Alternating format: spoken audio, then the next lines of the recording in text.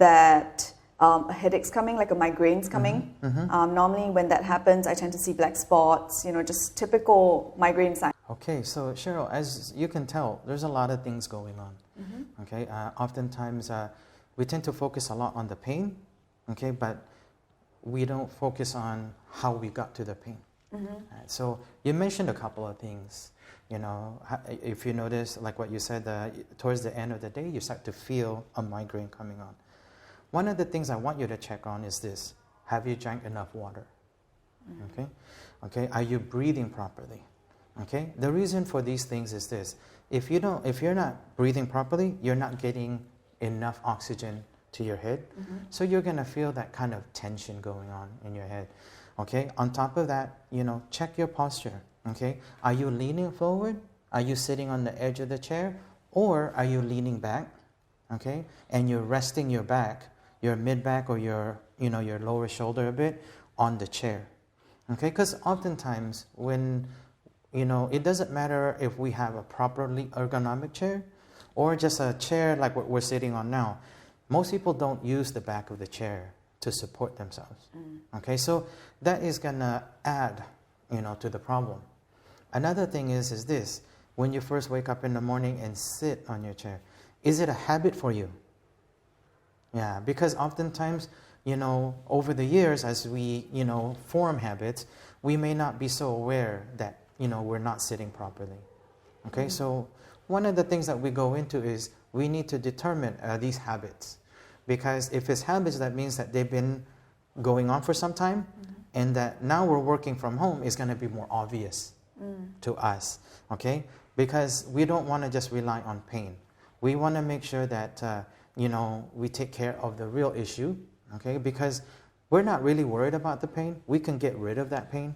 It's more of what we're concerned about is focusing on the cause of the problem, so that we can work together, so that you can live a happy and productive life.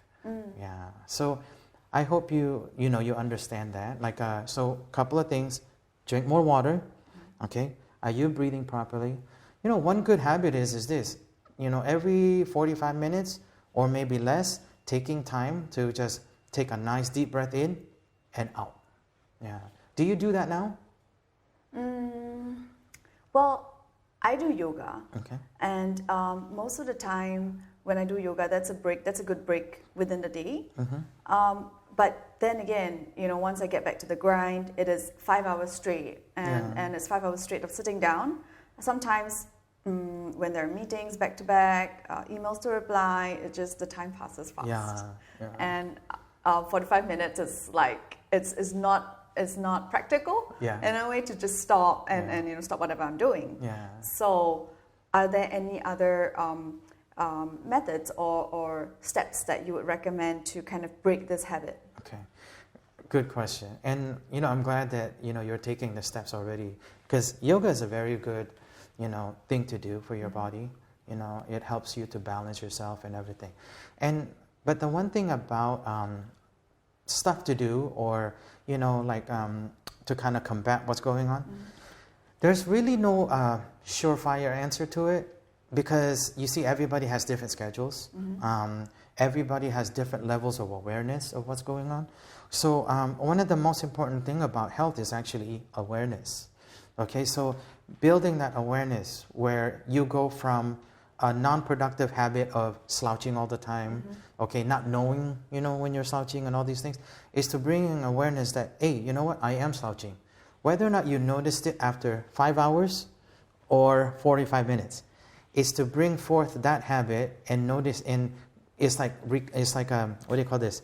The one way to go against habit is this. It's by covering it up with a good habit. Meaning it could be this. It could be a post-it note that says, check your breathing. Or you can use your phone and put an alarm. It's time to check for breathing.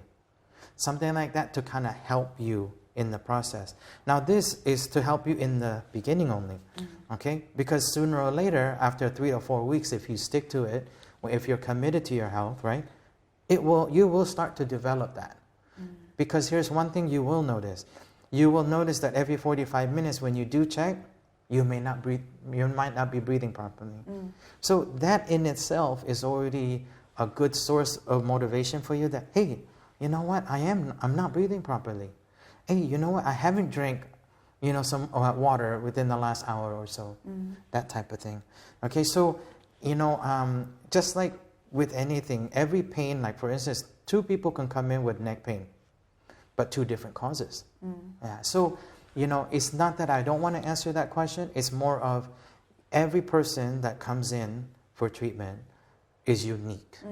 So for me to say, okay, this is the program for you, and it's the same program for this person, it would be an injustice for you.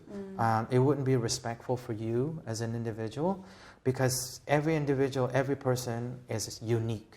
Okay? So God created everybody in their own way, which is perfect. So we just have to respect that. Yeah, and that's what we do.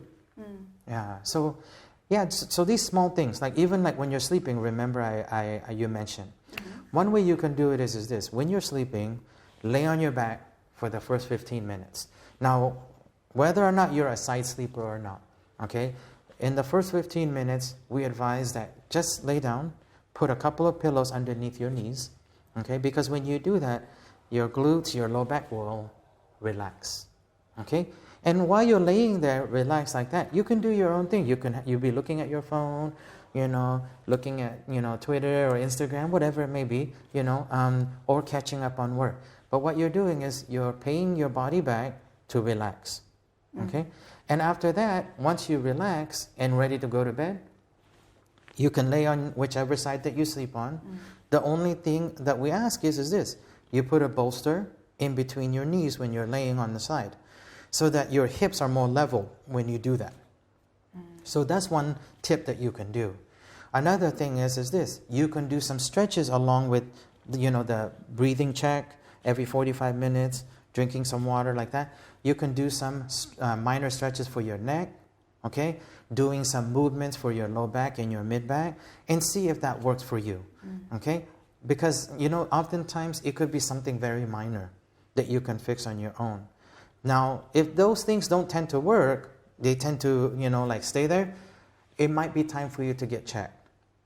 Okay? And that's where my promise is that, we will ensure that we get to the cause of the problem. You will always know what's going on with you. Okay?